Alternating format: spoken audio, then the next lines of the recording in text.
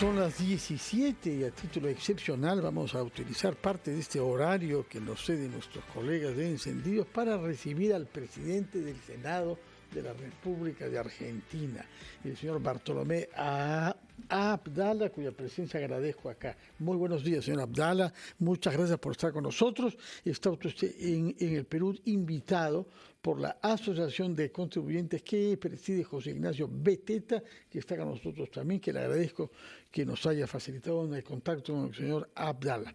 Quisiera preguntarle, señor Abdala, usted fue elegido hace un poco más de un año senador, junto a otros 6 compañeros de su partido, que es el partido del presidente Milei, La Libertad Avanza. Son solo 7, es decir, una décima parte del Senado. ¿Cómo, sin embargo, no ha podido ser elegido usted si forma parte de una fracción minoritaria en el Senado argentino? Bueno, ante todo, un saludo afectuoso a toda la gente del Perú, que siempre son muy buenos anfitriones.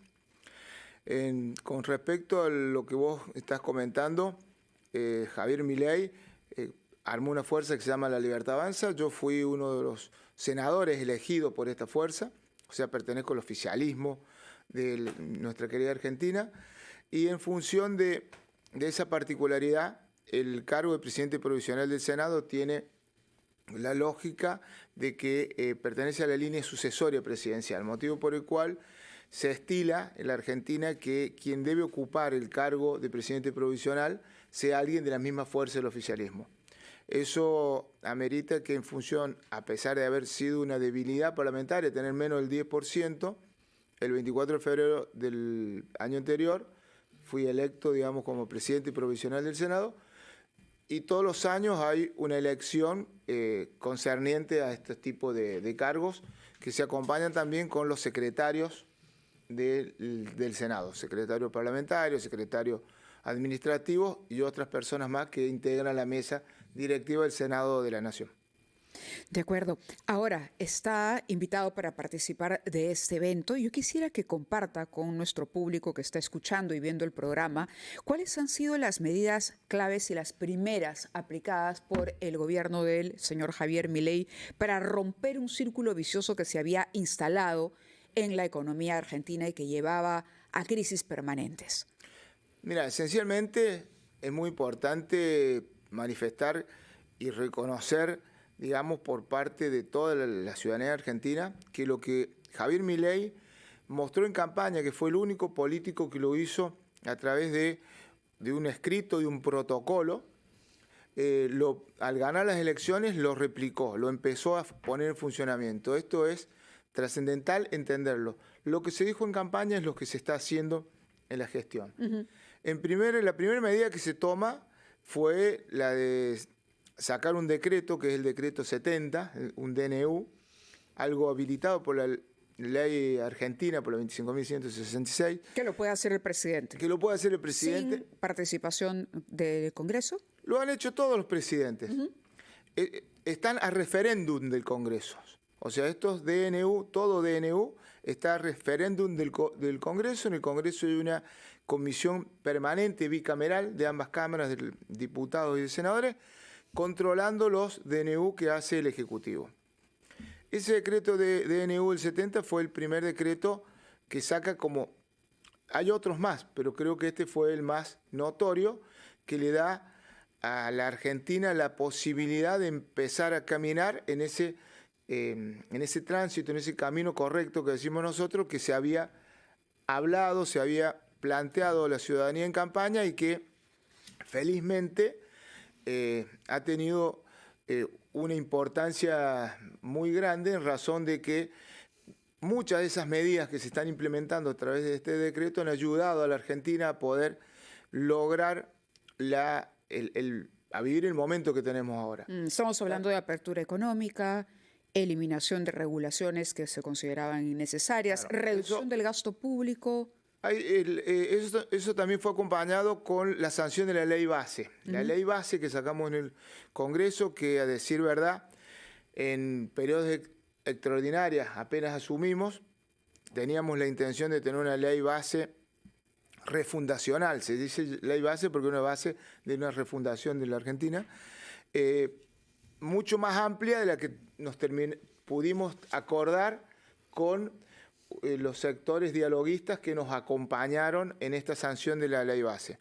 En función de eso se crea una reforma estructural y las bases para empezar a promover este tipo de regulaciones que tan bien le hacen a la Argentina y que por distintas circunstancias había trabas burocráticas o regulaciones que no incentivaban a la inversión y al capital.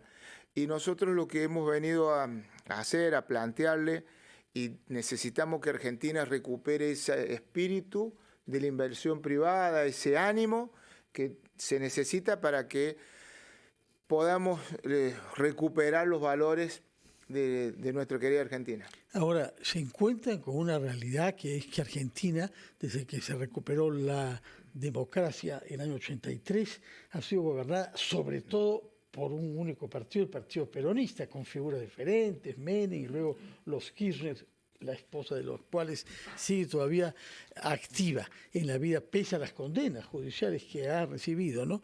¿Usted cree que la población argentina está comprendiendo cada vez más el sentido de las reformas que intenta hacer Javier Milei y que ese magma peronista que data de los años 40, ¿no? Es un caso excepcional en América Latina, va a ir perdiendo contacto con la realidad política nueva? Felizmente la ciudadanía ha confiado en Javier. Javier tiene un estilo de convicción, de manifestarse muy directo, muy genuino, y eso hace que la ciudadanía argentina esté muy entusiasmada hoy con Javier.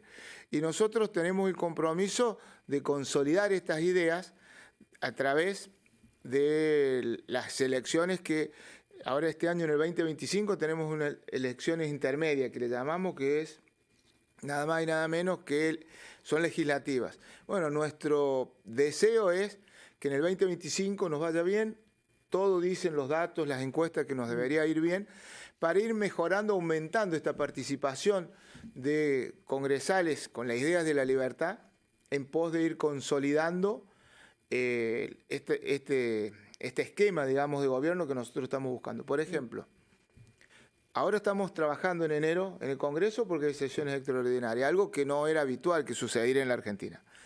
Paralelamente a eso, que nosotros estamos tratando la eliminación de un sistema político que es las PASO. Que las PASO es un sistema de internas de partidos. Entonces los partidos, si tienen un problema, deben resolverlo ellos. Y sin embargo, en la Argentina, el kirchnerismo había organizado que las internas de los partidos lo pagaba el Estado. Y eso cuesta más de 150 millones de dólares. Entonces, nosotros queremos la eliminación de las PASO. Es muy probable que logremos la suspensión en este periodo de extraordinaria. Bueno, eso ya es un avance y eso habla de la concientización que tiene la gente, que tiene el apoyo de Javier y que hace que muchos legisladores escuchen a la gente, entiendan y nos acompañen. Es decir, las ideas que nosotros estamos planteando, felizmente, están siendo aceptadas por la gente y eso hace indudablemente que hay un ala política de legisladores que nos acompaña. Señor Abdala, quisiéramos cumplir con nuestros anunciantes a esta hora, a las 10:16, pero volver para que nos siga contando mucho más de esto. Usted acaba de mencionar que ya hay primeros resultados que se pueden medir y que ayudan justamente para fortalecer la posición del gobierno en un momento de cambio que evidentemente trae un costo. Estamos hablando de empleados públicos que de pronto se han quedado sin trabajo, estamos hablando de gente que vivía subsidiada, de pronto también por el Estado, y que hoy se resiste a esta suerte de revolución económica que se viene aplicando en la Argentina. Pero quisiéramos, por favor, cumplir con los anunciantes y regresar con usted para mayor precisión. 10:16. 7 minutos de la mañana. Continuamos en ampliación de noticias en este horario extendido debido a la visita aquí en la cabina de RPP del presidente del Senado de Argentina, Bartolomé Abdala. Estamos hablando con él porque cuando uno revisa los medios internacionales, cómo le ha ido a la gestión de Javier Milei, cuál ha sido el impacto, digamos, de las ofertas que hizo durante la campaña en materia económica, la posición unánime sobre la inflación, por ejemplo, sobre el descenso de la inflación, que era una piedra en el zapato histórico en Argentina, es algo que se elogia en general en todo el mundo. Ahora, esto ha tenido un costo, lo comentábamos antes, un costo que puede costar popularidad y que puede costar apoyo social. ¿Cómo se maneja esto del costo? El tema de la reducción, por ejemplo, del aparato estatal, que era enorme, ¿no?, cuando Javier Milei se convierte en presidente. ¿Y qué tanto ve usted un paralelo con lo ocurrido en nuestro país en los años 90, cuando nosotros veníamos de una situación también de hiperinflación y se aplicaron medidas que podríamos decir se parecen a las que hoy está aplicando la administración de Javier Milei? Bien, nosotros somos un gobierno que queremos bajar impuestos y necesitamos bajar impuestos para que el aparato productivo funcione. Y hemos podido lograr disminuir drásticamente el impuesto inflacionario. El impuesto inflacionario es un impuesto que, como todos saben, afecta a los más humildes, complica al empresariado porque no te da la previsibilidad para saber si vas a comprar, si vas a vender, a cuánto. Entonces me parece que es un impuesto que había que empezar a convencer a la ciudadanía de que se podía bajar la inflación. Lo importante es que en Argentina nos acostumbramos... Para recordar, ¿en cuánto estaba cuando asume el gobierno? Y nosotros el índice de diciembre fue el 25%. Sí. O sea, un índice que si vos lo llevás exponencialmente, íbamos arriba de 1000%. O sea, por año, sí. Íbamos un camino a una hiperinflación. Lo maravilloso fue que a la brevedad, con las medidas que se tomaron, Argentina pudo lograr un equilibrio fiscal, que eso muchos decían que iba a ser imposible, que era inaudito, que era inaplicable, y sin embargo tuvimos el coraje, más allá del costo político, que por cierto, a nadie le gusta tomar medidas drásticas, pero eran necesarias. Entonces se tomaron las medidas, se empezó a bajar la inflación y hoy Javier tiene una popularidad y un reconocimiento por parte de la ciudadanía argentina y ha pasado a ser observado en el mundo. Por eso creo que bien vale la pena recordar que cuando Javier gana la elección, no tenía ningún gobernador afín, no tenía ningún intendente afín, solamente eran 2 diputados nacionales, él y Victoria, y esto hace y lleva, digamos, como conclusión de que en la elección próxima del 2025 estemos confiados de que los datos, digamos, nos van a permitir mejorar la participación tanto en la Cámara de Diputados como en la Cámara de Senadores. Pero esencialmente porque, como decimos en la jerga de la política, no ponemos nada en juego, es decir, todo lo que está por jugar es ganancia. Porque todos los que renuevan, ninguno de los que se van, tanto diputados como senadores, pertenecen a la Libertad Avanza. O sea, eso nos da una posición frente al electorado que es todo por ganar. Y desde ese punto de vista, estamos esperanzados en que nos vaya bien en el 2025 para poder así terminar de transformar un montón de regulaciones para poner a la Argentina de pie y que sean ideas de la libertad que duren por los próximos 30, 40 o 100 años. Cuando usted habla de libertad y libertad en términos económicos, digamos, yo le decía, hagamos un símil de pronto con lo que ocurrió en nuestro país. También veníamos de un proceso, de una hiperinflación, sumado, por supuesto, a la violencia terrorista, que no es el caso argentino, pero en materia económica pareciera que hay, digamos, medidas o principios que deben ser respetados. Cualquiera sea el presidente de cualquier tienda política, es decir, hay principios económicos que lo demostraron en el caso peruano, lo demuestran hoy en el caso argentino, que son una receta segura para garantizar crecimiento y progreso económico. ¿Lo ven así ustedes y cuáles son? Mira, totalmente. Mi formación, soy contador público, auditor, no quiero hablar mucho técnicamente, pero en términos generales, porque siempre el tiempo es tirano, es corto en la televisión. Los países, en el mundo globalizado, los países están integrados, todos. Y para poder crecer, vos tenés que entender que tenés que expandirte en tus fronteras. Y las cosas en el mundo valen lo que valen. Es decir, vos te tenés que adaptar a eso. De hecho, nosotros en Argentina hoy tenemos productos que estamos caros respecto al exterior. Entonces, este año será un año de reacomodamiento de precios relativos para poder realmente exportar y crecer de una manera eficiente. De acuerdo. Si no, terminás exportando los commodities nada más, pero nosotros necesitamos exportar muchos de otros productos que para eso hay que adaptar la balanza de los precios, ¿no? Quisiera preguntarle sobre un tema de la política internacional argentina que es común en este aspecto con la peruana, que es las relaciones con Venezuela. No tenemos relaciones diplomáticas, ni ustedes ni nosotros. Ustedes han tenido dificultades graves en su embajada, que ha sido objeto de una violación del derecho internacional, y al mismo tiempo reconocemos tanto Perú como Argentina al presidente electo que se halla en el Perú, pero además, como usted lo sabe, Osvaldo González Urrutia. ¿Qué salida le ve usted a la situación de esta dictadura que lleva más de 25 años en el poder en Venezuela? Bueno, claramente nuestro gobierno ha expresado el malestar por lo que fue una elección que no ha convalidado nuestro gobierno. Nosotros entendemos que tiene que respetarse la democracia como tal, y motivo por el cual instamos a que quien hoy ha usurpado el gobierno en Venezuela entienda de que no es la manera de vivir y de concebir, digamos, en los países democráticos.